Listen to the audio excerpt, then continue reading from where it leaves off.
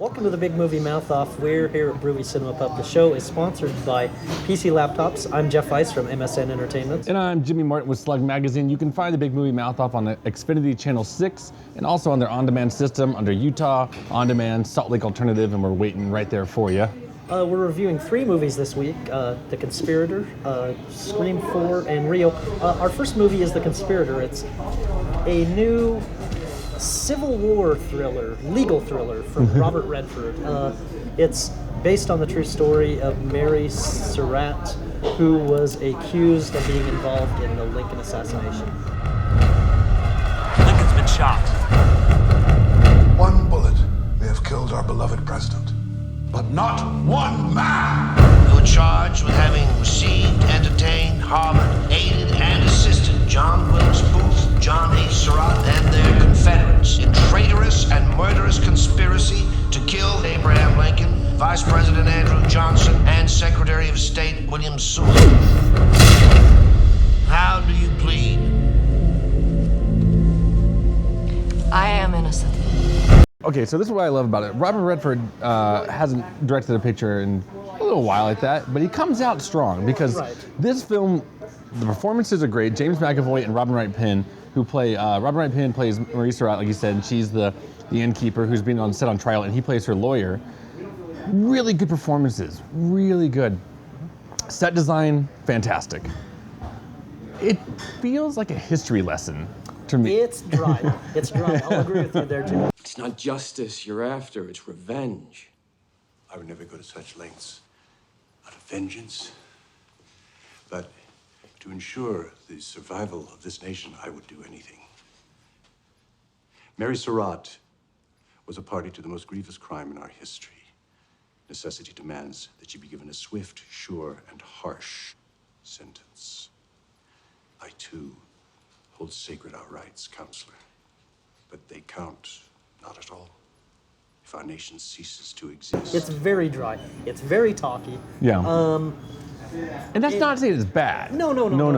And it's an interesting subject matter because for those who know, there's a lot of evidence to suggest that Mary Surratt was railroaded, essentially, that she was a sort of innocent victim who was caught up in the Lincoln assassination events simply because she was in the wrong place at the wrong time. Exactly. And you bring up these events because what Redford actually tries to do, at least for me, is he's starting to mirror what's going on nowadays. Absolutely. He tries to parallel. He does. He's showing these things, and I understand what he's doing, and I want to say I appreciate it, but he does it so much that it overtakes the film. Absolutely, and Redford, at his best, is a subtle filmmaker. Yeah. When he appreciates these subtleties, Quiz Show, for example, surprisingly subtle in its approach of the game show scandals. This is not subtle. No, not at all. This is when he parallels modern day with Civil War era, it is extremely heavy-handed, and it takes you out of the film. Yeah. Which is a shame because, again, this is a good film with a good cast, a good subject matter with a good cast. But by the time it's done, you're right, it's a history lesson, which is not what people want to go to theaters for as a history lesson. I go watch this film and I take it back to my own childhood because in like 7th grade we went to Washington D.C. and we saw all the places that take place in this film. He replicates it beautifully.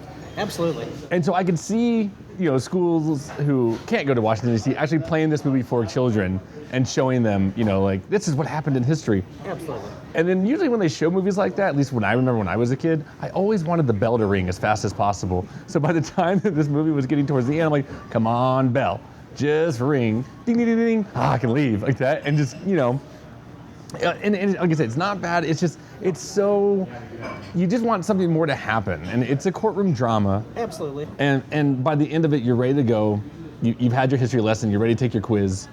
So. Yes, and anyone who studied the Civil War knows how this story turns out. Oh, and by the way, trying to clear Mary Surratt 150 years after it happened, I don't know, the statute of limitations might have run out there. The other problem I have with it is It's too long. Yeah. It's way too long. There are too many incidental characters that I just didn't care about. Get to the part with McAvoy. Get to the part with Robin Wright Penn. Yeah. There are things I appreciate about it, and I do appreciate Robert Redford as a filmmaker. I appreciate the performances, but it's just too much, too unsubtle for its own good. Yeah. I give it 2.5 stars. I'm right around that same range. Not only is it too long, and like I said, the leading cast is great. Right. It's some of the side characters that got to me, that took me straight out of the film. Like Alexis Bledel, who looks... One of them. She does not look Civil War era. She looks very contemporary. And I know your fascination with Danny Houston, who when he shows up, you become violently angry. He is possibly the worst supporting actor on the face of the planet. Yeah. Hello, I'm Danny Houston. I have an accent. I'm going to talk like my famous in-law or my famous ancestors without any of the acting. Is he related to Nixon? What is that? That's exactly... If you wanted to do a voiceover as Nixon, I would be fine with that. Well, and I agree with you. I don't like Houston, but one person I do like, and he's in the film, and I'm sorry he just doesn't belong there, is Justin Long. Yeah. Because all I could see, he for me didn't even try to act like he was in a period piece. He just spits out a dialogue like he's making an Apple commercial, and I'm like, I love you, buddy, but you just don't need to be here. He looked like he walked in from a Civil War reenactment. Yeah, he did. Where he was a guest performer. They had invited him to it. He doesn't belong there, but I enjoyed the film. I enjoyed what Redford was doing with it. I give it 2 stars, and Wow, you're even farther down than I am. Yeah, a little bit. I mean, that's just how it goes with it. If I'm dying to get out of there, like I said, if I'm waiting for that bell to ring, it's usually not a good sign. Yeah, it's not bad, but there are better legal thrillers out there. Exactly. Coming up after the break, by the way, we'll review the new animated film Rio. See you then.